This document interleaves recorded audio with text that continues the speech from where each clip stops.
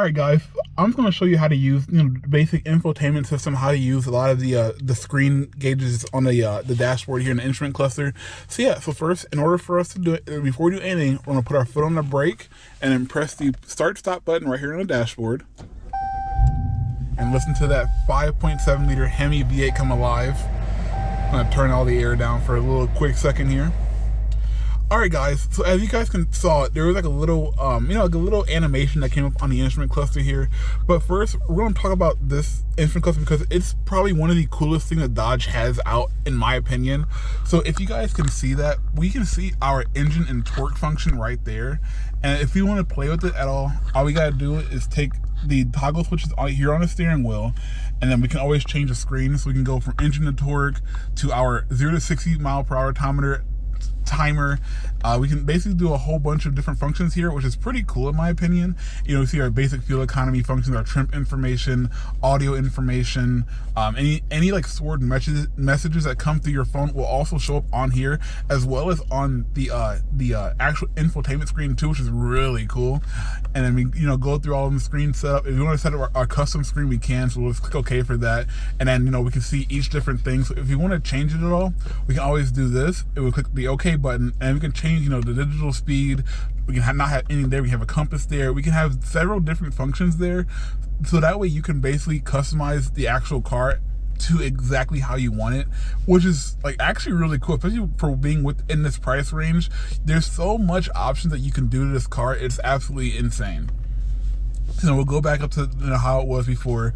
We can have the trip information. We can have our current mileage, our current fuel mileage as well. Average mileage, our range, what we have left, with how we're driving the car today. And so we can do several different things. So if we're not doing anything, we hit cancel right here on the right side of the steering wheel. Let's hit cancel, and then that will take you back to your basic screen. So you can see all that too. And then once you go back, we're gonna go back, and again we have our speedometer. And the great thing about it too is that I personally like the having the half digital and half actual analog gauges. It's really cool. So if you want to look at other specifications of the engine, we can actually walk through that right now. So you have the engine torque. If we click the right button right here, or even go to the left, we can basically go through all of the different functions of it. So we have the engine power right now. So if you floor it, we can see all of the what kind of horsepower it's making, as well as the torque. So if you floor it again, you can see how much torque it's making at that time. And again, we can see our tire pressure. We can go through our coolant temp, our transmission temperature, oil temperature. Basically anything you want to see is right here. Cause I know Dodge really likes to go off of how basically their old school design with drag racing. So when you're drag racing, this is the kind of stuff that you want to see to make sure you're not about to blow your engine whenever you do it. So it's just a very unique, and as well as a helpful little gauge that we have with this. But again, it's pretty pretty self-explanatory. Once you get it and you want to mess with all the functions of it, you can. Like I said, it's actually really cool to go through. I've had it on the engine torque as well as the engine horsepower the entire time I've been driving this car. I just enjoy watching it move around. It's just really cool to me. It's just, I guess it's one of those like little gearhead type of things. But yeah, so as you can see, the basic cruise control functions right here. This does not have the adaptive cruise control feature. I know a lot of the new ones do, but however, this particular one does not. Just like I just said, you can get it with it though. And then moving on to the left side, this is where if you get a phone, if your phone is connected, you can get a phone call. You can answer the call, end the call, or you can always send out, tell it what to do. Basically a voice command system, which is again, really cool also. So now if we move over to the infotainment system right here, we have our basic, radio functions, or we can change it, we can change our satellite XM radio to pick whatever, station that we want right here. We can go actually to genre too. So we go to genre, we can choose a lot of like, the hip hop, rap, whatever you want, and it will show that too. So, and like I said, that's really cool. And if you go to presets, that's just your basic preset that you have basically any other car. 1, 2, 3, 4, 5, and 6 presets. And if you go over, talking more of the I guess more like a lot of the basically what you guys will use on a daily basis for the most part. This does have where you can connect your phone with Bluetooth. So basically you can do whatever you want to on the infotainment system right here. You can pause it, you can change the song, go back, you can do audio settings, which right here with this car, speaking of audio, it has the Harman Kardon system in it, and this thing sounds absolutely insane. Like, the Harman Kardon system in this car is honestly one of the best, arguably one of the best. I know a lot of people will say that the Beat system that came in the ones, the higher trim package ones, those are a little bit better. But personally, I with the Harman Kardon system, bass is perfect. If you want to basically make it to your own specs, you can, and it's really cool in my opinion. And obviously, we can exit out of that, and you can see a lot more info, your Bluetooth setup as well as your info for your Bluetooth. So, for instance, whatever track we're on out of, however many tracks you have in your playlist, who's playing, the title, and everything else, like to that certain point as well. Sorry. So you go to climate, obviously I turn it off just, that you guys can hear me. So we're gonna turn it back on here. So with that being said, I'm gonna turn this down. So with that being said, just like any other Mopar out there, you can drag up and down of where you want your climate control to be at. That's for both driver and passenger side.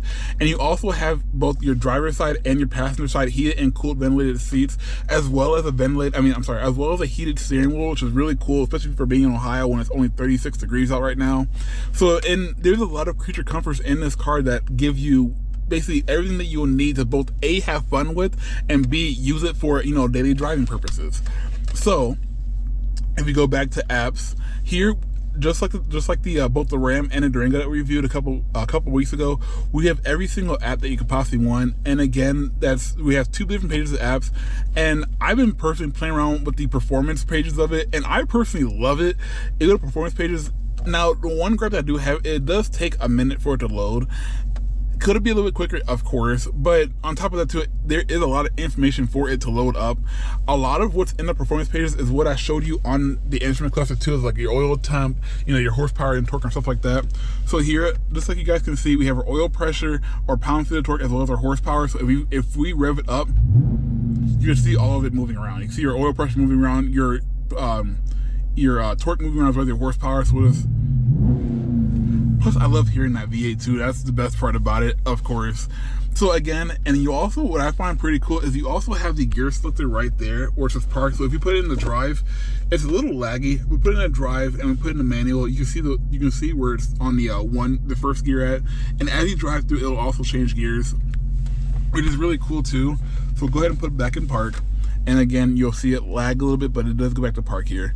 So we can always go to dyno too, and right here will show graphs of each and every little movement that you do in the car, whether it's flooring it, whether it's stopping. It'll show basically how the engine is running and what the engine is basically doing. So again, if we rev it up, because I want to hear the motor again, you can see it jump up and down. So if we do slight revs, see, and you can see the curvature of everything, which is really cool in my opinion. That's literally how a lot of like the Mustang dyno and dyno tune and everything else, how they run. That's exactly what I like seeing, and I think that's probably the coolest feature of this entire car. And again, you can see everything jump up, the curve, the power jumps and everything else, which is extremely cool. So if you go to engine now, and again, this is back where where we go and see your oil pressure, your torque and horsepower, we can go to G-forces. And so what Dodge is trying to do is, if a lot of people want to take the cars on the track, and they're trying to compete a little bit with Camaro and Mustang, but they're trying to stick mostly to the roots also. So this actually does have some track features of it. If you want to take it on a track and either launch it and go through corners as fast as possible, this is where you can see basically how to do all of that, and basically see what you need to work on, what you're doing good at, and everything else. It basically shows you your G-force and everything else, and so that's really cool. So if you go to gauges right here, again, it just shows more of an analog style screen. It says more like analog style, your oil temp, your oil pressure, your battery voltage, and your coolant temp. Everything again will move around as you rev it up or as you drive it. If you go to timers right up here, and right here, this is where you can do your 0 to 60, your 0 to 100, your 1/8 mile, your 1/4 mile, and this right here is why I think Dodge is the best person to stick to the roof, because they want you to think on a track. They want you to go into 1/4 mile times, drag race it, and see what it can actually do. And all of this stuff is what you find in the RT Scat Pack, as well as the Hellcat models as well, and plus the base SRT8 models. All this stuff is in there too, but this is just showing you how to really use everything, and it's absolutely insane. And you can go to home, and again, this is where you see, you can always add whatever you want to, but this is where you see your horsepower, your torque, your current gear. Again, if you rev it up, it changes on there too. So yeah, if you want to add a widget to it, you can add your timers or whatever gauge you want to add to it, so you can add gauges to it. And here it shows, you know, every single gauge that you can possibly add to it to have on that home screen that you want.